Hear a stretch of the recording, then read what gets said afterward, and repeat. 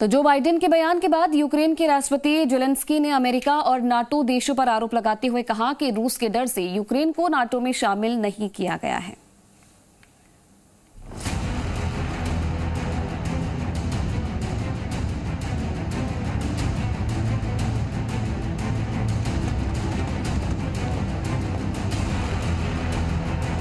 Members of the European Union.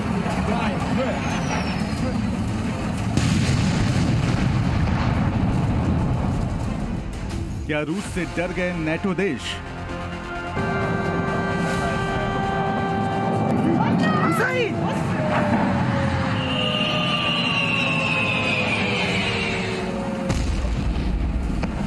NATO ने Ukraine को क्यों अकेला छोड़ा?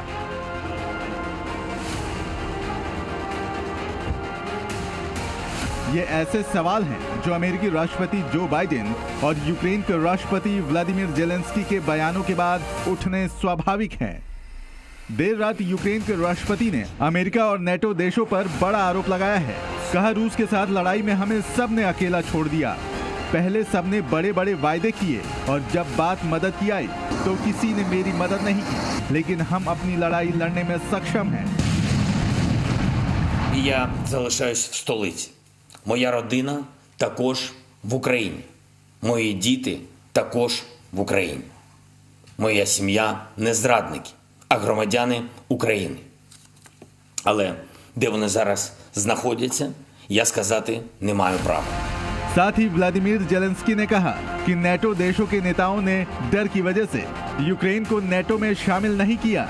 Я запитав сьогодні у 27 лідерів Європи, чи буде Україна в НАТО. Запитав прямо. Всі бояться, не відповідають, а ми не боїмось.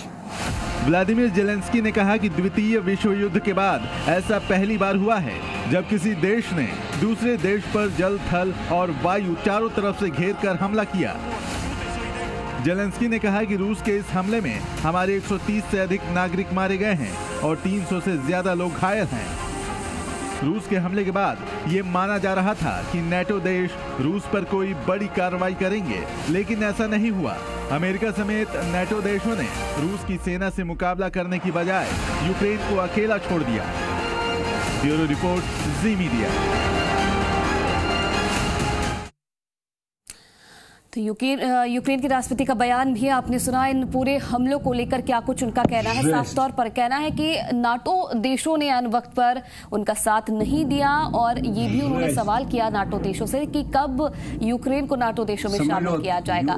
130 से ज्यादा नागरिकों की मौत अब तक रूस के हमले से हो चुकी है और 300 से ज्यादा जो सैनिक हैं वो इस हमले में घायल हो चुके हैं। तो तबाही का मंजर लगातार बढ़ता जा रहा है और यूक्रेन की राजधानी पर अब हमला किया गया है रूस की तरफ से। कीव की तस्वीरें ये आप देख रहे हैं। कल से लगातार कई बड़े शहरों में बमबारी जारी है जिससे नागरिक वहां के डरे हुए हैं। कई लोगों की मौत हो गई है और सैन्य गतिविधियां भी लगातार जारी है। कई सैनिकों की भी मौत हुई है जिसके बारे में लगातार जो जानकारी है ये सामने आ रही है। और आज सुबह की ये तस्वीरें भी आपको दिखाई कि जिसमें बड़े धमाकों की आवाज सुनाई दे रही है। 2 बड़े धमाके यूक्रेन की राजधानी पर आज रूस की तरफ से दिए गए।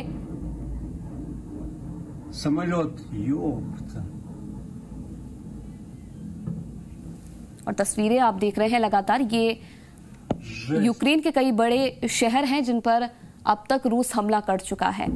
माना ही जा रहा है कि अब कीव पर हमला किया जा रहा है और कब्जे की नजदीकी पर जो रूस है वो पहुंच चुका है।